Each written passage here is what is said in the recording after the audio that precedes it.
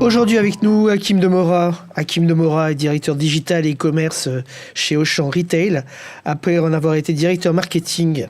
Il a été également pendant près de 9 ans chez 3 Suisses, dont les 2 dernières années en tant que directeur e-commerce et marketing. Bonjour Hakim Demora. Bonjour Gérard. Hakim, Decade a 30 ans cette année. Vous faisiez quoi il y a 30 ans ? Alors il y a 30 ans, j'avais 6 ans, parce que j'ai 36 ans aujourd'hui. Alors, il y a 30 ans, je pense que je devais sûrement à l'heure actuelle être en colonie de vacances et sûrement en train de jouer au football. Jusqu'à mes 15-16 ans, dès que je pouvais taper dans le ballon, je le tapais dans le ballon. Et donc je vais sûrement à ce moment-là, je pense, et je me fais un petit coucou dans le passé, taper dans le ballon quelque part dans les Vosges en colonie de vacances. Alors parlons e-commerce, votre premier achat en ligne. Est-ce que vous vous en souvenez ? C'était quoi ? C'était où ?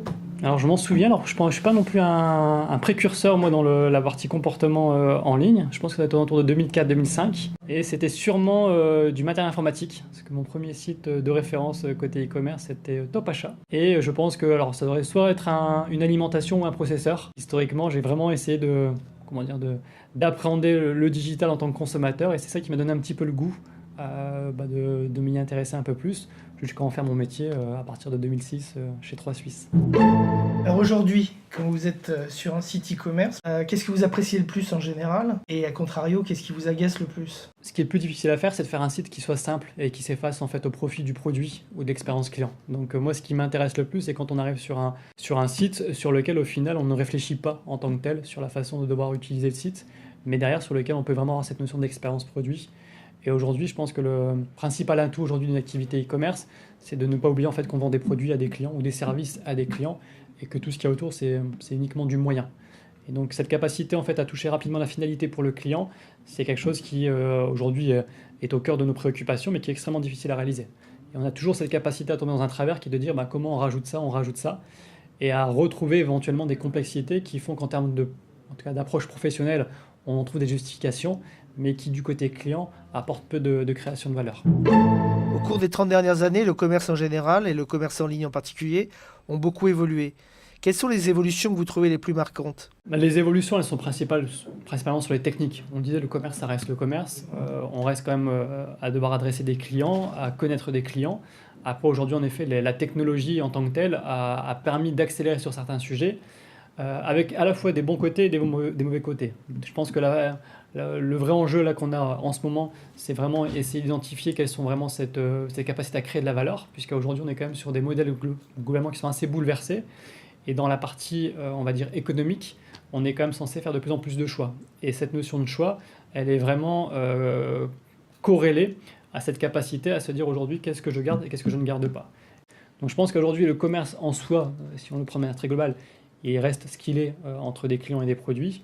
Les techniques ont fortement évolué, elles se sont fortement accélérées, mais avec aujourd'hui, je pense, un décalage entre ce qui est possible de faire, la maîtrise qu'on peut avoir du côté vraiment marketing et les besoins du client. Et le but, c'est vraiment d'être capable de réaligner tout ça pour se dire on est au rendez-vous réellement des attentes et de cette notion de création de valeur. En 30 ans, c'est en 2048.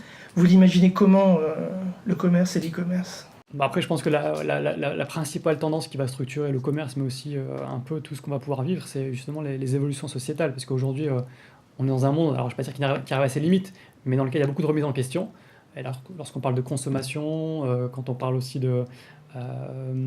d'usage d'intelligence artificielle, c'est redéfinir le rôle de chacun, redéfinir le rôle du produit, de la détention du produit versus l'usage du produit. Et ensuite, vérifier comment tout ça va rentrer entre guillemets dans une notion de création de valeur. Parce qu'aujourd'hui, on le voit aussi dans les bouleversements qu'on a pu avoir avec la partie e-commerce. C'est que d'un point de vue sociétal et d'un point de vue aussi économique, le modèle du e-commerce est très différent du modèle du retail. Et donc par rapport à ça, c'est comment on peut associer les enjeux et les forces qu'apporte le e-commerce d'un point de vue client, mais comment il peut aussi être vertueux dans un cercle plus global qui est aussi l'économie et la société. Il y aura toujours de la vie. Après, sous quelle forme ça se traduira ? Est-ce que ce sera dans des magasins, dans des lieux de rencontre ? Je pense qu'il est encore trop tôt pour se prononcer. Après, ce qui est une réalité, c'est que les magasins d'aujourd'hui, dans leur forme, seront complètement disruptés. Aujourd'hui, on se rend compte, alors, principalement en plus quand on parle de l'hypermarché, qui est quand même le magasin par excellence, c'est typiquement une réponse qui a pu à un moment donné être très pertinente pour un consommateur qui souhaitait adresser tous les besoins simultanément. Là, aujourd'hui, on se rend compte que là, on est plutôt à resegmenter nos approches, qu'on souhaite avoir une expérience qui soit contextualisée. Et ça, aujourd'hui, un modèle hypermarché ne le permet pas forcément. Sur les spécialistes, on se rend compte qu'en effet, le modèle de transformation, il est un peu plus simple, parce qu'on peut vraiment, de manière un peu plus précise, adresser ce contexte-là. Pour autant, très vite, quand on parle aujourd'hui de livraison par le drone, de la rapidité, du choix, on se rend compte que l'espace physique en tant que tel, il restera quand même limité par ce qu'il est, et que la dimension virtuelle sera de plus en plus prégnante. Après, c'est clair qu'on essaie aussi de se rassurer en se disant les assets qu'on a, ils ne vont pas complètement disparaître. Donc on essaie de réinventer ou de trouver les termes qui vont faire qu'on se dit qu'on va continuer à exister. Oui, on peut, mais je pense que cette forme-là, elle va quand même être très, très, très bouleversée, quoi. C'est, je pense, l'élément sur lequel très peu d'acteurs aujourd'hui sont capables de projeter une vraie vision et sont capables de la mettre en œuvre. Je souhaite un très joyeux anniversaire pour les 30 ans de Decade et je vous donne rendez-vous dans 30 ans pour fêter les 60 ans avec toute l'équipe. À bientôt.